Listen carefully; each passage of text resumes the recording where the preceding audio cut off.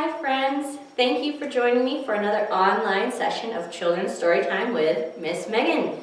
This week's theme is giraffes. I felt like I needed a little special attention from one of my favorite animals, so we're going to have a flannel board and a couple of stories that feature one of my favorite animals, the giraffe.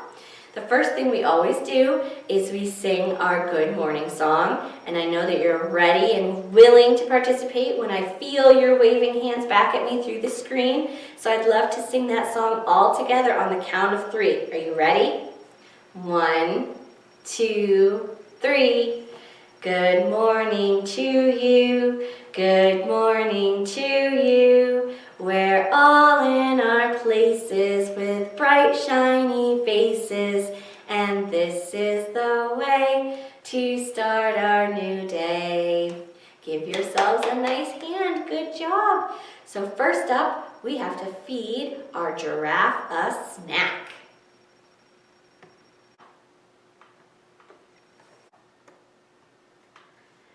This is our flannel board called Giraffe Has a Snack.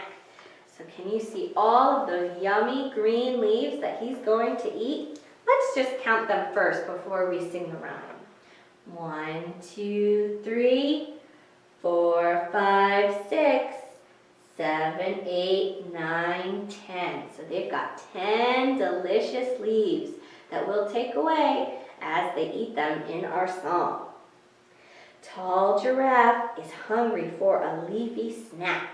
He reaches up high with his long, long neck. With a nibble, nibble, nibble, and a crunch, crunch, crunch, Giraffe eats a lot of green leaves for his lunch. 1 leaf, 2 leaves, 3, and then 4. Giraffe is still hungry. He wants to eat more. 5, 6, 7, 8, 9, and then, what's the last one? 10. All done for now, but soon he'll start nibbling again. So let's count them again real quickly. 1, 2, 3, 4, 5, 6, 7, 8, 9, 10. So he's all ready for his snack again. Give yourselves a great big hand for counting with me. On to our giraffe stories. First up, our giraffe story is about a giraffe named Abigail who loves to count, which is a great follow-up to our leaf-eating snack giraffe counting all those leaves. So it is called Abigail by Catherine Rayner, and it is published by Tiger Tales. And she just loves to count, so we're going to see how she gets that accomplished in her story. Abigail loved to count. It was her very favorite thing. She counted the dots on Ladybug. 1, 2, 3. But Ladybug scurried under a leaf. See a little tiny ladybug way under there? So Abigail counted the leaves on the tree. Kind of like what we just did. 4, 5, 6.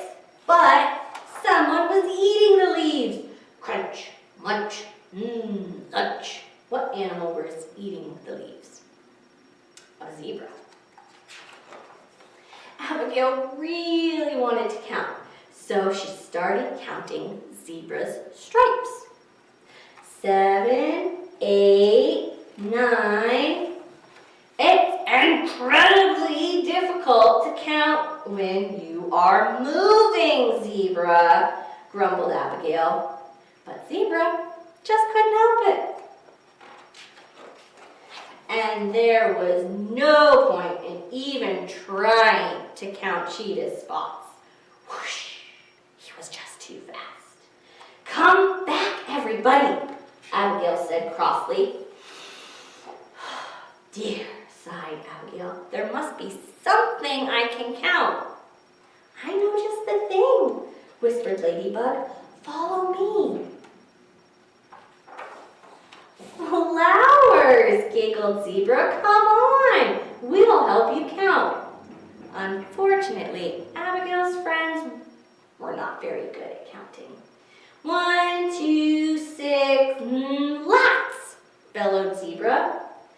1, 3, 5, many, laughed the Zebra. It was impossible. But Abigail was a very patient giraffe. Carefully, she showed her friends how to count. 1, 2, 3, 4, 5, 6, 7, 8, 9, 10. And they practiced all day until their counting was nearly perfect. But by that time, it was dark. Oh no, grunted Zebra. How do we count when the sun is set? Cheetah's tail drooped and Ladybug frowned. But Abigail just smiled. Don't give up, everyone. Surprise. Look. High above, the stars were twinkling, and they were not going anywhere. Together, Abigail and her friends counted all night long. 3 friends, 1,267 stars, and 1 Abigail. And that was the end of Abigail. Give yourselves a hand for reading and listening and possibly even counting with me. Good job, guys. So, we can't do a giraffe story time without reading my favorite giraffe story and probably one of my favorite picture books ever. It is called Giraffes Can't Cance.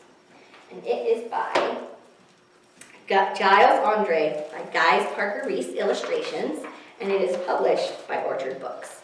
Now, I know we've read it enough together that some of you might even have parts of it memorized, so feel free to read along with me at home, and I pretend that we can be reading it together. I just love this book. I hope you guys love it as much as I do. Gerald was a tall giraffe whose neck was long and slim, but his knees were awfully crooked and his legs were rather thin. He was very good at standing still and munching shoots off trees, but when he tried to run around, he buckled at the knees. Now, every year in Africa, they hold a jungle dance where every single animal turns up to skip and prance. And this year, when the day arrived, poor Gerald felt so sad because when it came to dancing, he was really very bad. The warthogs started waltzing, and the rhinos rock and rolled. The lions danced a tango that was elegant and bold. The chimps all did a cha-cha-cha with a very Latin feel, and 8 baboons then teamed up for a splendid Scottish reel. Gerald swallowed bravely as he walked towards the floor, but the lions saw him coming, and they soon began to roar. "Hey, look at clumsy Gerald," all the animals all sneered. "Giraffes can't dance, you silly fool. Oh, Gerald, you're so weird." That was so not nice of them to say about my friend Gerald. Gerald simply froze up. He was rooted to the spot. They're right, he thought. I'm useless. Oh, I feel like such a clot. So he crept off the dance floor, and he started walking home. He'd never felt so sad before. So sad and so alone. Then he found a little clearing, and he looked up at the sky. "The moon can be so beautiful," he whispered with a sigh. "Excuse me," coughed a cricket who'd seen Gerald earlier on. "But sometimes when you're different, you just need a different song. Listen to the swaying grass and listen to the trees. To me, the sweetest music are those branches in the breeze.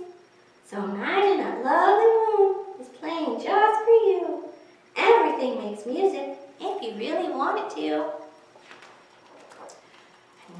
the cricket smiled and picked up his violin. And Gerald felt his body do the most amazing thing. His hooves started shuffling, making circles on the ground. His neck was gently swaying, and his tail was swishing round. He threw his arms out sideways, and he swung them everywhere.